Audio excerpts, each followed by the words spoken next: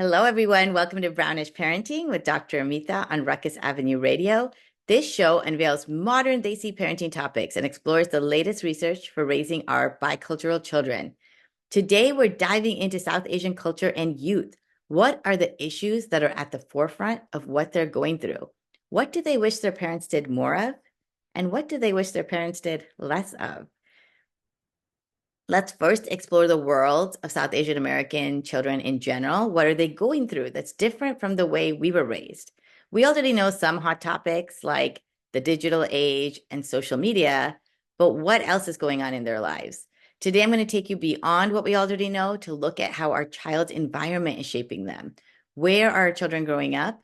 Who is influencing them? How do they feel about themselves and others? What do they value and prioritize?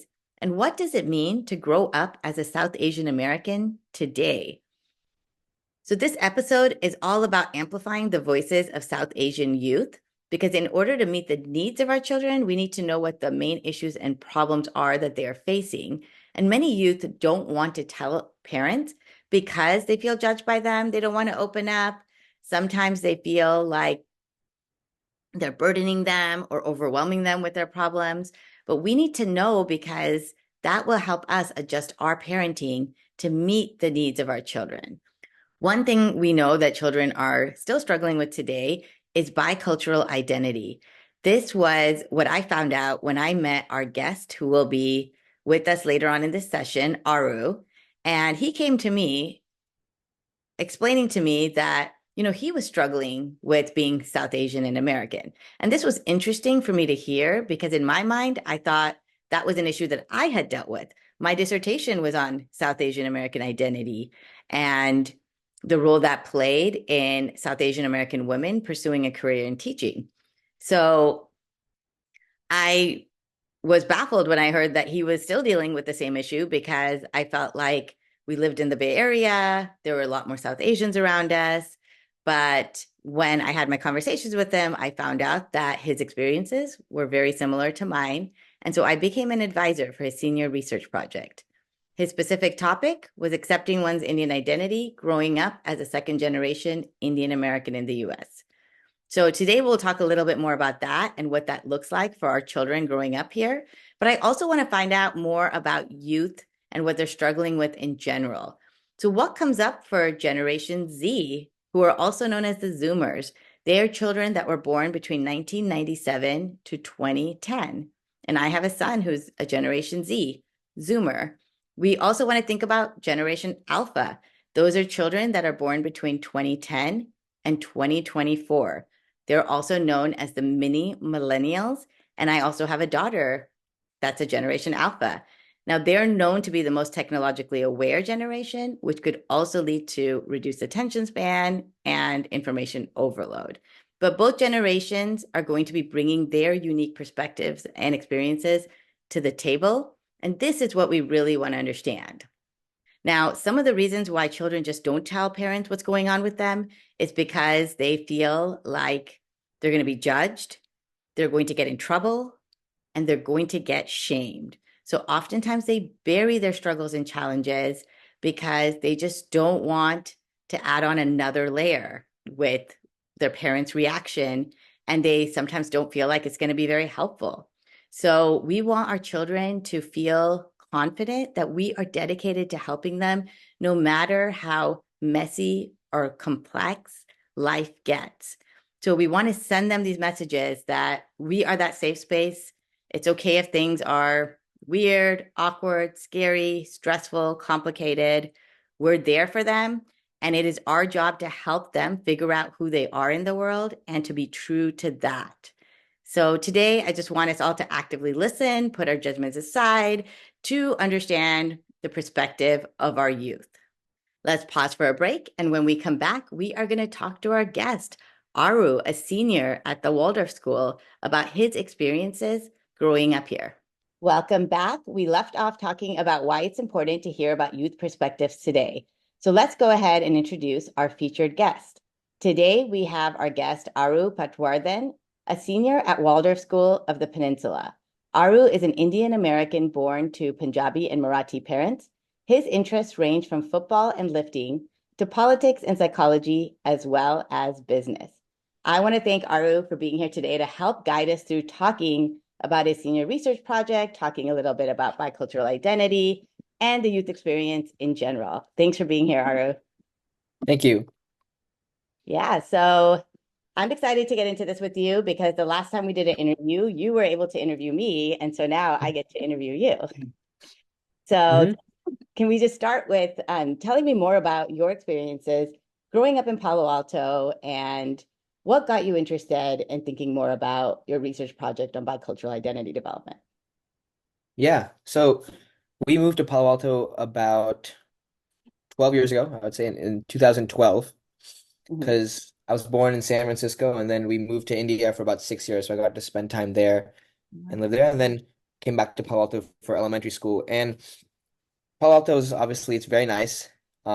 It is compared to the rest of the Bay Area, it's less diverse, I'd say, especially in elementary school. It was very much, I was very much the only Indian kid in my class. And I switched schools a lot. Hmm. Um, I don't exactly know like if there's a specific reason for that, but it just happened to be that way. I switched schools about 11 times in 12 years in high school, or 12 years in all of school. Wow. Um, Yeah. and some of them were multiple times in one school year, and some of them were after a couple years. But the longest I've spent in one place is about 2 years. So Yeah. it was like an interesting experience because you never really got like that stability of being in one place. But then I also got the opportunity to meet a lot of different people and be in a very like a lot of different environments and expose yourself to different perspectives all the time. So that was, I think, a great thing for me and definitely impacted my journey as a bicultural individual. Yeah. So in high school, I was in Gun High School. That's the nearby high school near me. And then I decided to switch to Waldorf, which is the school I'm currently in. And I Yeah. don't think if it wasn't for Waldorf, I wouldn't have really gotten very interested in this topic because the school that I currently go to, Wald, it's a very small school. Yeah. We have about, I want to say 15 seniors right now in the entire high school. And it's Okay. about like 60 people big in total, 70 people.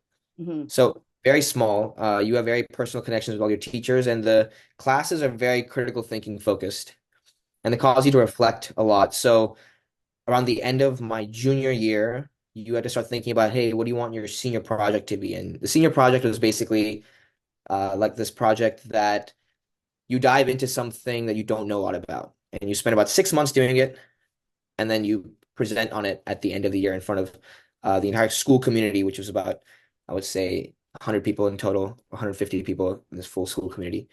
So around the summer of my junior year, we visited India, Hmm. and I kind of reflected on myself, and I was like, okay, I used to be the 7-year-old kid Hmm. living in Palo Alto who hated being Indian. Yeah. And then living and visiting India, I felt a lot more comfortable. And then coming back, I also felt a lot more comfortable. So I was thinking, okay, well, did I just mature or was there like just a reason that I started liking being Indian? And then that really got me thinking to, wait, why did I not like being Indian in the first place? Like, Yeah. why does someone inherently grow up believing that a Uh-huh. part of them is somehow less than or doesn't exist or like shouldn't be there? Was Mhm. kind of how I felt often growing up about being Indian. So that's what started my interest in my senior project. And so I thought, well, if I'm someone who felt this way, I'm someone who rejected my Indian identity. Are there other people who also rejected their Indian identity? And that was the question I started asking when I started researching the senior project. Yeah, that's so interesting to just hear about like you growing up, moving to from school to school and maybe just kind of not really connecting with that Indian identity the whole time. You were being exposed to different groups of people, maybe because you didn't have a lot of Indians growing up when you were going to school as well. Is that correct? Mhm. Yeah. Yeah, And going back to India and realizing that there were things that maybe you connected to. Was your home life, how was your home life like when you were in the US? Were there things you did that connected you to your South Asian identity at home? definitely there were. I would reject a lot of those things, but yes. So we very much celebrate all of our Indian traditions and celebrations like Diwali, Rakhi, Yeah. Holi, Ganesh and Maharashtrian cultures. I know is very popular. So we Yeah. celebrate all of that, and it's a big festival in our house. We have all our family come over and all our Indian family friends coming over and celebrate and puja and everything. So very much exposed to Indian culture growing up, and Yeah. obviously Indian food. And then I spoke Hindi for most of my life until I was about 7, 8. When we moved here, I started speaking it less and rejected also part of it, sadly. Um, Yeah. but I think yeah. is there a memory that sticks out to you where you just kind of felt really ostracized in school, or is there something that you kind of just can relate back to and say, hey, this may be the point where I was like, I don't want to be Indian. Was there anything like that for you? Yeah, yeah, there was. I think this was a story I opened my senior project presentation with where I was given an assignment in, I think it was like first grade or Yeah. second grade to draw a self-portrait. And I decided to draw the self-portrait and tell my teacher, okay, like I'm done and I want to go to lunch and get this thing over with. And she's like, well, you're not done. I said, why not? Why am I not done? And then she says, well, you have to color it in. Like you can't leave it white. Mm-hmm. And I thought, no, I'm leaving it white. I don't want to color it in. Like I refuse to color any sort of any shade into that. And I was refusing to acknowledge that like my brown skin was a part of me and the way it was going to be reflected on the self-portrait was going to be just plain white, not even like Yeah. tan that the other kids are using, they're just white. Hmm. But then my teacher wasn't really having it. So she decided to just pull out a random shade of brown that did not represent my skin at all. It was probably like it was one of those like terracotta browns. Like it doesn't, no one is really that skin color, I think. And then she just like colored it in. So that was very upsetting for me. And then when the portraits finally went up Hmm. on the school wall, it was for back to school night. And I remember like seeing the portraits and just seeing how everyone else just looked normal, and then there was just mine that did not. Yeah. So I really didn't like that. I remember just like feeling very terrible and avoiding drawing self-portraits for the next few years of my life in high school. I would like skip school when I knew we were drawing a self-portrait. I just wasn't Wow, yeah, those initial doing that. experiences, like, I know for me it was like kindergarten when my teacher basically told me I didn't know my name because my I thought my name was Amita and it was Amita. And so it's interesting to hear your perspective too of those initial experiences really shaping how you feel about your cultural identity and Hmm. yeah, wanting to connect with it or not, right? So let's take a Yeah. break. And when we come back, we're going to find out more about the types of questions you wanted to ask other South Asians about their bicultural identity. All right, welcome back. You're listening to Brownish Parenting with Dr. Amita on Ruckus Avenue Radio. We're talking to Aru, and we now want to talk a little bit more about his senior research project and how he came up with these questions. Like, how do you figure out how you connect with your bicultural identity as South Asian and American? Yeah. So, like I said earlier, the question I was really setting out to find was, did Indian Americans growing up here reject their Indian identity? Hmm. If they did or didn't, and then if so, have they overcome it? How have they overcome it? And why did they reject it? So those are kind of the questions that were forming in my head. So Yeah. to go about that, the first thing that I wanted to start with was just to get context on the people I was interviewing. So where have they grown up? What languages their parents spoke? What part of India their parents came from? And then how long they'd been living in the US, what their demographics of their school was, and how exposed they were to Indian culture. So Yeah. those I kind of felt were key determinants. Yeah. What was the age group that you were looking at? Yeah, so there are four different age groups that I was looking at. There would be 15 to about 20 years old, where I felt they were like emotionally developed enough to where they could speak about it Yeah. and sort of have that realization if they had sort of rejected the Indian identity or not. Mhm. And then there was 20 to 30 years old and 30 to 40 years old. Yeah. 30 to 45, and then it was 45 and just above because the oldest you could go was about 60 because Yeah. the Indians were just banned from coming into the US, right, in around the 1960s. Hmm. So you're not going to find any Indian American older than 60 unless you go 100 years back to 1924 is when they were allowed to immigrate earlier. Yeah. Yeah. Yeah. And then a lot of the questions that I developed for my interviews were kind of based on the research that I had done previously. That was just reading memoirs and studies, and obviously your dissertation. Yeah. Those are all very helpful resources to kind of formulate questions to find out more in an informed manner. Yeah. So I guess how did you figure out like if they felt more South Asian or they felt more American? Were there things that you looked at like values or food or dress? Like what did that look like? Yeah. So I think there are two things I looked at. You looked at what they said and how they said they felt, and then you looked at what their actions Yeah. were, right? Because actions also do, I think they do speak louder than words. So Most people said they felt very Indian, Yeah, and that was the common answer that was there. yeah, But their actions ranged a lot and varied a lot. So some people were very exposed to Indian culture. They very much kept close to their Indian identity. They would celebrate Indian celebrations all the time. Their friends happen to be very, very Indian. Their social circles happen to be very, very Indian. Their mannerisms sometimes happen to be very Indian, and also their values tend to be more Indian. Whereas other people who even said, "Oh yeah, I feel very Indian," um, some of them just tended not to have much of a connection to Indian culture. So that means they didn't speak the language at all. They couldn't read, write, or speak Hindi, Marathi, any of their um, like ancestral languages, their mother tongues. They didn't really celebrate any of their Indian celebrations either, yeah. and it wasn't like a very strong part of their life. So even though they said they felt very Indian, you kind of look at their actions and think, okay, this person tends to have a bit more of an American lifestyle. Yeah, that's interesting because in my dissertation, what came up was something called like personal ethnic identity, and that was related to also just the values. Because sometimes, yeah, you are so removed from the culture. I'm thinking about myself and growing up here, born and raised here, that there are these aspects, right, of Indian culture, but then there's also the value systems, right? So sometimes Right. like the value systems can also make you Indian without you seeming to be that Indian, I guess, if that makes sense. Hmm. And can you speak to were there other ways you were looking at it? So you talked about like language or dress or festivals. Were there like these values that you were looking at as well? Yeah, so Indian values are very strong values, and I think almost every person I interviewed tended to display those strong values. South Asian values tend to be more collectivistic, to where their values kind of are oriented towards the greater good of the community, and your actions are all oriented towards the greater good of the whole. Whereas American values tend to be more individualistic, where you value the individual and your actions are oriented towards bringing the individual forward. So the joke I make is that my parents think I'm self-centered, but really I just have American values. So that Uh, tends to be more individualistic.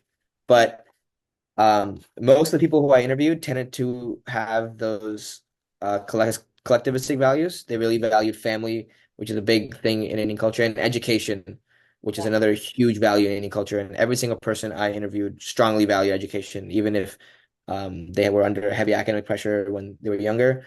When they're older, they still very much valued that, yeah, like, or I guess academic pursuit in the field that they were interested in. So not being forced anywhere. But yeah, those Indian values definitely were universal throughout. yeah. And just like being other oriented, like always thinking about others before you think about yourself. And I know just in the research that I did, it was very confusing for my students growing up here because they would be told, like, you have to do things that your parents say, you do things for the family. And then when they Hmm. go to school, it would be all about, well, what do you want to do? What are your interests? What are your hobbies? And they weren't, Right. they're like, wait, which one is it? Because you go home, Uh-huh. it's like, It's no, you about do the what you're told. Yeah. Exactly. Yeah. In my mom used to send me to Sunday school where they taught about like Hindu literature, and in even in Hinduism they have Sattvic, Tamasic, and Rajasic, right? And Sattvic is like the pure good, and the pure good means you always are thinking about the greater good of the whole and the greater good, that action that benefits the majority of people. Rajasic is the action that only benefits you, and Temasek is just indifferent, to where you don't benefit anybody and you're just, it's no action, Yeah. right? Yeah. And at that school, it is very deeply like rooted Mhm. in us that Satwik is just the pure good and the only way to go. Yeah. So, Yeah, interesting too, right? Yeah, that ties right into right those collectivistic values, being Indian and feeling like maybe you're not as Indian if you start pursuing the American values. right. How do you bring it together? Because that's what your topic was about. It was about like, Hmm? hey, how can you be both? Like it doesn't have to be one or the How do other. you, exactly, how do you find like that hyphen in between the spectrum of Indian and American? Right. And yeah, we're going to get into that. So after the break, we're going to talk to Aru a little bit more about how do we get between the hyphen and open up new worlds, new possibilities. So we'll be right back. Welcome back. You're listening to Brownish Parenting with Dr. Amita on Ruckus Avenue Radio. So we just talked a little bit about some of the dilemmas that bicultural individuals face and the youth. So Now that you thought about the questions, you did your interviews, I was wondering what some of those main findings were for you when you think about the different age groups that you looked at. Yeah. So let me start with I'll start with each age group and then I'll go into the overall findings. Yeah, that'd be So great. the oldest age group, which is the 45 and above age group, most of them tended not to speak of a big challenge, or even rejecting their Indian identity at all. So none of them really rejected their Indian identity, or at least spoke about it. And the interesting thing was that they were very accepting of any racism of any sort. Mhm. So they were like, yeah, we got hate crime. Yeah, like people would bully us in the schoolyard because we were Indian. And Yeah, it was just a part of it. Like, yeah, we're good. And yeah, that seemed a little like, whoa, that yeah. you're good? Okay. Yeah. Um, so that was an interesting finding coming from that group. And interestingly enough, that group was also the most connected, I felt like, with their Indian culture and identity. So their actions tended to represent Indian culture very strongly. They all fluent in their language, all very adamant about keeping Indian culture and in their families, and also like marrying within Indian communities. Yeah, and I know when we had talked about that, we were just thinking like when you asked those questions, like they had really never thought about it. And Hmm. you're like, I may have been the first person to ask them these types of questions. And then we also talked a little bit about maybe the psychological distress of being in America, this land of opportunity, democratic ideals, and then trying to figure out how do you make sense of that? Like this land has given you all this, like, is this just part of it? And that's okay, Hmm. So we Yeah. that was something we thought Yeah. about. Because you also come from this mentality that's like, oh, well, this is quote unquote better than the life we would have in India. So yeah, we're going to be subject to racism, but would you rather go back home? I think is a thing that a lot of parents would also talk about there too. So yeah, and then when I interviewed the 30 to 45-year-old age group, the interesting thing was that majority of the group were women there, and they spoke about how because Indian culture tends to have a more conservative approach to women, it tended to push them away from their identity and reject that even more than they would have well, if they're a man. Yeah, yeah, So that was intersectionality playing out over there. It was very interesting to observe yes. with that group specifically. I see that. Yeah, yeah. And yeah, and that's kind of when I started seeing like rejection of Indian identity more in that age group.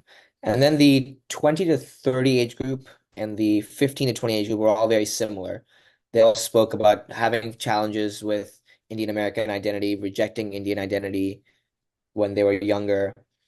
And they also all seemed to display some sort of cognitive dissonance, like I was talking about earlier, where they'd say they were very Indian, but then their actions showed some sort of disconnection from Indian culture when it came to how exposed they were to it, even though a lot of them actually had very Indian values. Yeah, well, that's interesting. And then I know you also talked a little bit about psychological impact on identity and self-esteem. Can you talk a little bit about that? Mhm.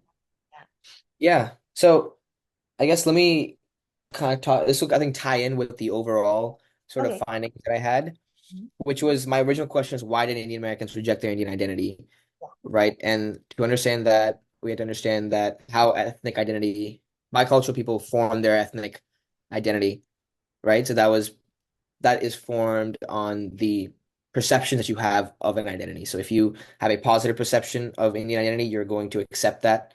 And if you have a negative perception of it, well, then you're going to reject it. So then you Yeah. have to ask the question, which is like, okay, if perceptions of an identity impact how much you reject or accept it, Mhm. then we need to know what influences people's perceptions of their identity.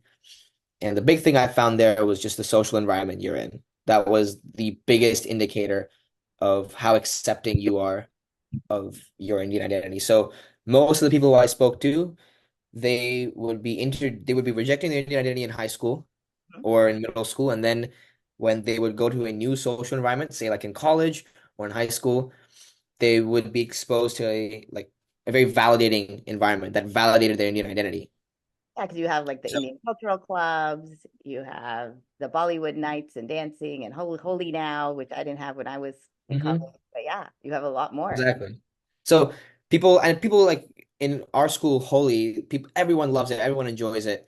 Indian food is super popular for people to have. There's a big appreciation around it. So growing up, you might have felt that people don't really approve of this side of you, or that this side of you is not valid. And that does lead to psychological issues. Many people I spoke to talked about feeling having like low self-esteem or having low self-confidence Mhm. in themselves because of that. Also, Indian culture really pushes you to be very humble and put the needs of other people before your own. So you often feel that your needs aren't important at all, right? So people spoke about having issues with like self-advocacy and things of that sort, and kind of pursuing individual goals and feeling that if they were to pursue individual goals, that it was a very selfish and a bad thing for them. So Yeah, those are some of the psychological kind of impacts. But that all would start to change a little bit once you started being in an environment that validated your identity and that made you feel good about it, yeah, right? yeah. Um, And so I guess how do you feel today about people that maybe that are celebrating our culture, but they don't really understand it? Like they're just taking it because I didn't really, so I didn't have a validating experience, or there wasn't a lot of Indian things going on when I was growing up.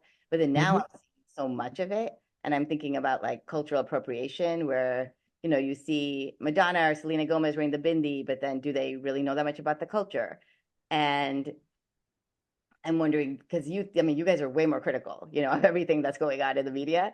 So, Mhm. is there talk about that? Because you talked about appreciation and what's that fine line between cultural appropriation and cultural appreciation, where they do get your culture.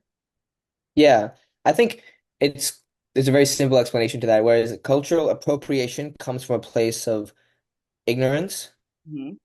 right? So if you're celebrating Holi and you just have no idea what's going on about it, and you might do something disrespectful there, that comes from a place of ignorance. So that would be cultural Yeah. appropriation. If you're wearing a bindi and then you, I don't know, do something kind of disrespectful with it Hmm. or use it as a joke, that's Hmm. cultural appropriation, Yeah. right? And that comes from a place of ignorance because you might not even know you're disrespecting something, Yeah. right? So like in Indian, I'll say like if you go to a in Hindu temple and you accept food with your left hand, that's disrespectful. That's not the way it should be done, right? And if you go to an Indian temple without knowing what you're doing, you're Hmm. coming there from a place of ignorance and you're coming there disrespecting that if you start doing things that you're not allowed to do, Yeah. right? Whereas cultural appreciation comes from a place of education and respect. The kind of example I like to draw here, Yeah. which is it's a little controversial, but stand-up comedy Hmm. and racist jokes in stand-up comedy. Yeah. So there are some white comedians who make jokes about Indian culture from a very ignorant place. They'll make jokes based on very surface level stereotypes and Yeah. things of that sort. And that right there is coming from a place of ignorance. They might not even know that what they're doing is wrong, Yeah. right? But that comes from a place of ignorance, and that's cultural appropriation. But then there are other white comedians who I've been watching recently, and they make some jokes where I'm like, okay, like you really had to study Indian culture and go deep Yeah. into like Sikhism or Hinduism to understand and to make that type of deep level joke, or you really had to grow up around an Indian person to make that type of joke. So for me, and you know that person is making that joke from a place of respect Hmm. and appreciation, Yeah. right? And that's why hence cultural appreciation. They're coming from an educated place about it. Yeah. So I love that they're criticism. both That racist jokes, Yeah, yeah, the but analogy, the comedians, and yeah, that, and I just figured, yeah, the youth are definitely watching, they're definitely paying attention, and they know when their environment really, really does appreciate their culture or not. mhm. All right, so we're gonna take a break, and when we come back, we are gonna talk to Aru about challenges in general that South Asian youth are having. So anything that comes to mind in 2024. Welcome back. You're listening to Brownish Parenting with Dr. Amita on Ruckus Avenue Radio. So we are now talking to Aru in general about what's going on with Generation Z, Generation Alpha. So what do you see as some of the current challenges that South Asian youth are facing today? Yeah, so if I really had to think about it, I would say one of the biggest challenges that South Asian youth face today, and honestly, many youth in our country face today, is navigating the online world and the digital world, especially social media. So specifically for South Asian Americans, it's also pertaining to the spread of online hate and Mhm. racial stereotypes, right? So before this digital world, most people would build their perception of the world from the experiences that they had and books and word of mouth. That's kind of how they got information about the world and that's how they built their perceptions about everything. Today, it would be their experiences and the internet, right? Yeah. And the internet is a great thing. It makes information super accessible and you can get information very easily. But that's two sides of the same coin because it means all information is very accessible. And that means that racial stereotypes and hate can spread very, very easily online. So, like, from my experience growing up, I might not have faced very direct racial hate Mhm. in person, but online, I see a lot of racial hate for South Asians specifically. Oh, that's sad because I haven't seen racial, just from, I guess, my social media feeds. I don't see it, and I got it a lot later than all of you guys. So, Yeah, like we like to think that the world is moving in a better place and with racism. I think it is. But with the internet, like I was saying earlier, it just makes it subject to all information spreading fast and all information being super accessible, which means that a lot of racist things are now more accessible than they ever were. yeah. Um, so that's a big challenge. And then obviously just navigating social media in general is a Mhm. huge challenge for our youth and for everyone. I mean, we don't, it's a very new thing. Yeah. Yeah. So navigating that and building that around your life, because many people obviously nowadays they build a model of themselves through social media. They perceive themselves, they get ideas about themselves through social media, which is not, we all know what the problem is with that, right? It's just a Yeah. false reality. Yeah, the Um, online identity that is forming, right? As you're talking about perceptions and then what's being said about you online and all of that.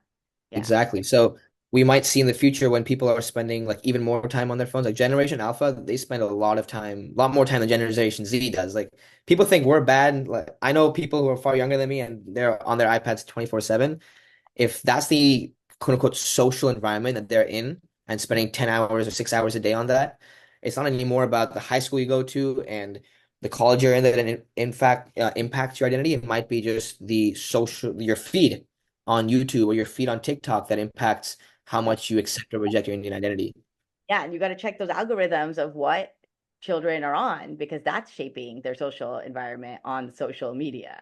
Yeah. Exactly. And then the perceptions of their own identity, right? Yeah. Yeah. And so as a parent, I struggle with this navigating the social media world, navigating screen time, and it's something that they will all eventually have to do. And so I guess is there any advice you want to give to parents? Because I know like kids don't like it when parents walk in and they're like, get off your phone, get off your phone. And so are there built-in times where you think like those are kind of the best practices for kids? Like what would work? So I think for me, I was also one of those kids, especially in eighth grade and ninth grade, who spent a lot of time on his phone and loved being on it, and I never liked it when my parents told me to get off. Yeah. But as I got older, I got very educated on the impacts that social media and the phone has on you, and the negative impacts it really has on you. So Yeah. I would start, as parents, I would start from coming from a good place to your kid and really educating them, doing your job as a parent to educate them as much as you can about the negative impacts it has on your phone, on them. And then also setting an example, right? Being a parent yourself who is a role model for your kid and not Yeah. maybe being on your phone as much, spending excessive time on social media. And Yeah. then I would say, I guess, not responding with anger or irritation too much when they're on their phones, because you have to realize that phones are built to take advantage of our biological systems, right? They're built to be addictive. So it's like getting mad at a drug user for having a hard time getting off their Yeah. drugs, right? That drug is taking advantage of them on a biological level. Yeah. Yeah. Um, so you really have to approach your kid from a sense of like love and help as Yeah. much as you can Mm-hmm. and Yeah. educating Love them that, on as much as that you can education, about them. the awareness. And Yeah. right. And then if your kid still rejects that and says, "No, I want to be on my phone," then you as your parent, I feel like have done your job. You've educated them, you've done what you can. And if that kid then is, or you as a kid are still going to be on your phone and live, then you're going to have to live with the consequences that come with it, I think, and learn about the impacts that your actions are going to have on you because your parents, like, they can't save you all the time. Uh, Yeah, yeah. And I think, so, yeah, just getting them to interact in the real world, because you talked about this social world and Generation Alpha's social world being online. And I think mhm. that's one thing that we're pushing in our family. Like, there's got to be a sports mandate, there's got to be a volunteer mandate. You got to be able to do a lot of things, in the real world. It shouldn't take Right. the Exactly. real world and interaction and all of that. And your friends should be real people, not online people that you've never met. So Hmm. having those, Right. Exactly. yeah, yeah, Because yeah, I think honestly, if I were a parent, I would micromanage my kids' social media. Ideally, you don't have them on social media. I used to have all the apps, and I've yeah, deleted most of the apps. I only have Twitter because I like to keep up with NFL news. yeah. Uh, But and ideally, you YouTube want your kid is to do that. is Like you want them to do what you did, like go through the process of understanding why versus right. constantly monitoring them and them still wanting to be on it nonstop. Is you have to Hmm. get them through that hump, right? And Right. 'cause eventually they're going to leave us, and then they're going to have to figure it out on their own. Hmm. Yeah. Yeah, Yeah. yeah, And the thing with Indian parents often, from my experience, and I think other experiences, they often tell you what to do and they don't tell you why you have to do it. yeah, And for me, as a kid, it was very essential to understand why I was doing something, not just blindly doing it. yeah, yeah. So explaining why is very important. Yeah. That's great. Is there anything else that you feel like are things that, South Asian American kids just feel like they can't tell their parents? Like there's things going on, but they feel like, I don't want to go to my parents for this. Yeah. I know with what has fixed that issue with a lot of the friends that I'm very grateful to have parents who will really receive anything and accept anything. I think they've been very good to communicate with, but I have a lot of friends who initially found it very hard to communicate with their parents. And honestly, Indian parents are some of the most loving parents I know and some of the most committed parents I know. So I think if there's something that you need to go to them about, you're better off telling them and dealing with whatever anger is going to come at you because at the end of the day, they're going to accept you for who you are, most likely. I Yeah. can't speak for all parents, but Yeah. I have friends who've done things that Indian parents, almost any Indian parent would just blow up on. And their Indian parents love them very dearly, and their relationship is better than ever. So Great. Yeah, it's you're good. better off telling your parents I don't want to say, I guess, everything, because obviously some things maybe you want to keep to yourself, but you're better off being very open and communicative with your parents than not. Yeah. Uh, Even if there are things that you are a part of that are bad. And I hope that parents understand that everything your child does is something it happens for a reason. So if your child is misbehaving in school, that's not your child being a bad child. That's your child saying that I need help in some way or there's something that needs to be fixed. Yeah. So I as like a parent, the best thing is not to respond in anger and respond in how can I help my child? Yeah, and it's like separating the child from the behavior, like you said. Like it's not a bad child, it's that child, it's a good child, and then what is this behavior that they're showing and why are they showing it? And there's a reason for why they're showing it. Um, Right. that's great advice. Yeah. And as you're a senior now, making the decision to go to college today, Mhm. what like how are high school seniors figuring out what college they want to go to? Yeah, I think for my generation, it really starts with finding out what you're interested in. And then if you're not interested, if you don't really know what you're interested in, then people usually just go with the norm or what their friends are doing. Yeah. Um, but I think,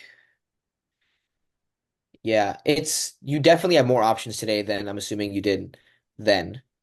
Yeah. But for South Asians specifically, Yeah. especially living in the Bay Area, Mhm. you have to go to a great college, right? I think it's abnormal for someone not to. So you often feel great pressure, specifically from the South Asian community, to go to great college. Like I potentially am considering going to community college, right? And I know that when I tell people in the South Asian community about it, they're gonna be like, "Oh, really?" Um, so that'll just be something to consider because I know at the end of the day, whatever community college I go to, I'll go there for like a year or two, and then I graduate from a top tier That's university. yeah. And I'm Um, hearing actually a lot of South Asians talk about that community college route as well. And True, yeah, yeah, very much.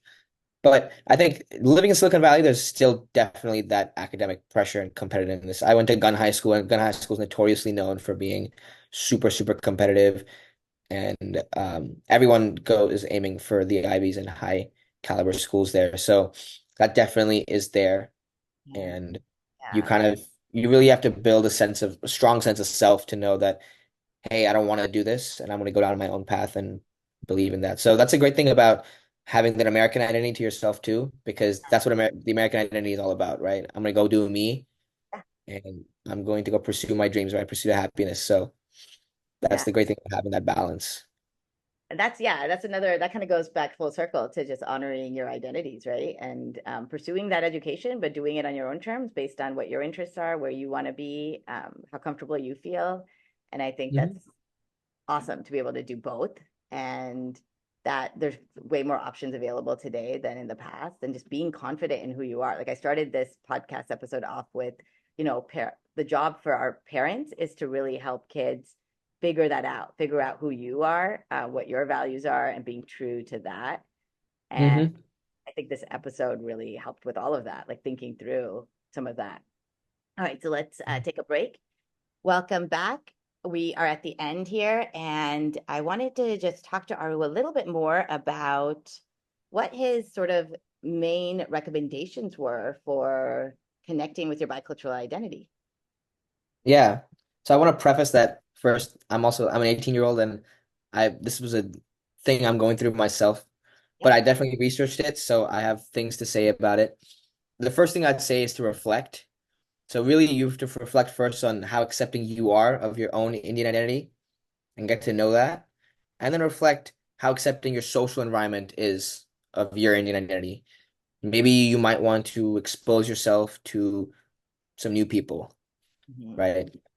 The next thing I go to is to assess. So that would be more of that reflection, really assessing, okay, what about my Indian identity do I not like? What can I do to kind of address this or fix this?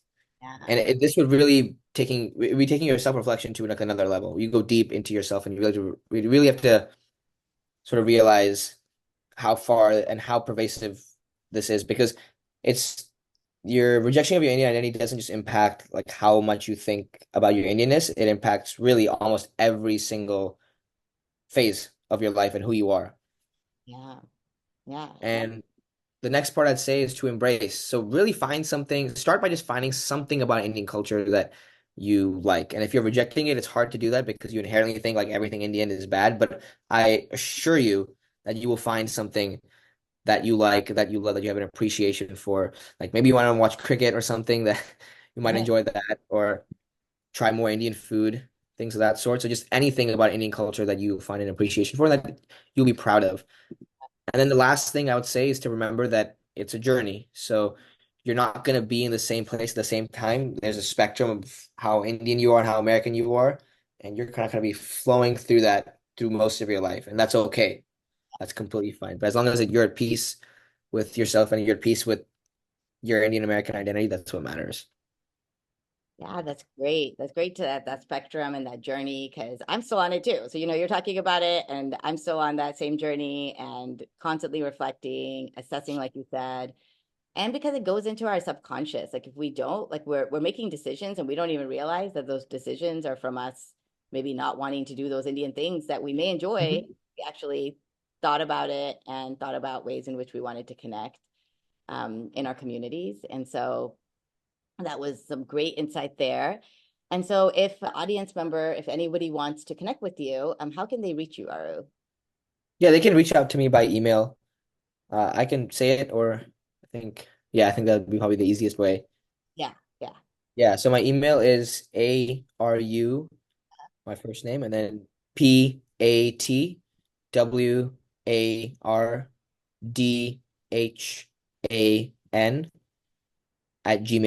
So no caps, no gaps. It's my first name, Aru, and then PATWARDHAN, which is my last name, patwarden@gmail.com. All right. I want to thank you so much for spending time with us and amplifying the voices of South Asian youth. We have learned a lot, and you've given us a lot to think about as parents. And so I want to thank you. Thank you for your time, Aru. Yeah. Thank you so much for having me here. Thank you. And thank you once again for being my mentor. Yeah, of course. For this episode, I wanted to provide my reflections at the end because I wanted to allot as much time to Aru so that we could really amplify the voices of our youth. When Aru spoke about intersectionality between culture and gender for South Asian American women, it reminded me of how I also felt much more disconnected from my culture growing up and watching the men be prioritized in my community. They had more freedom to do as they wished. They had a voice that people in our community took more seriously. I know this is important to be mindful as parents because for me to accept my culture today, I had to reflect on these aspects of my culture, and I've had to reclaim the aspects of my culture that I want to believe in and incorporate into my life. As a Bengali woman, I've been able to reconcile these differences by connecting and celebrating Durga, who's the goddess of Shakti, and she represents that power and strength and bravery and courage. And these are the stories that I tell my daughter today, how Durga was the only warrior goddess who could defeat a demon. And so she represents that female strength, power, and protection. And I recently went to a half sari function, and the mother also discussed how traditionally this half sari function was a regressive tradition about puberty and being celebrated as a little bride. But she decided to have this celebration, but reconceptualize this to be all about girl power. And so the mother discusses how she wanted this to be a celebration for her daughter and that everyone that came was there to support her future goals and her dreams. And she wanted her daughter to know how loved she was. And so I just love the way we're all navigating and finding ways to celebrate South Asian girls and women and forming our own personal ethnic identities around what it means to be South Asian and American. Aru also discusses how it's important to find aspects of South Asian culture that children can relate to and connect with. When I was young, I pushed away so much of my culture. Even when my school was teaching about it, I just checked out of those conversations because it was so uncomfortable to have my teachers talk about a culture that I didn't really feel proud of. And so I kind of let my emotions take over and I don't remember much of what was taught. And so today I see how much I really missed out on. And I have a newfound appreciation for the new forms of South Asian American expression that are coming out in the world today, the new forms of art, literature, music, and food. And these are all emerging in this new spaces and ways of being. For example, I love music that lives between the hyphens, like the artist Vidya Vox, who combines American and South Asian music. I love Chutney Life fusion recipes because she adds on to that Indian flavor with all these other cultural cuisines that I grew up with. I write my books today about Holi, Diwali, and Rakhi so that children can see themselves celebrating these cultural festivals the way they would in their own communities as South Asian and American. As we think more about our South Asian American identities, I want us to all critically reflect on what aspects of our culture we resonate with and why. And how are we going to continue to keep these diverse ways of being alive for future generations? Next week, we are going to be talking with Meghna Kamdar, an executive life coach, on how she is navigating various South Asian boundaries and challenges to tune into her inner confidence and own her own future. Stay tuned.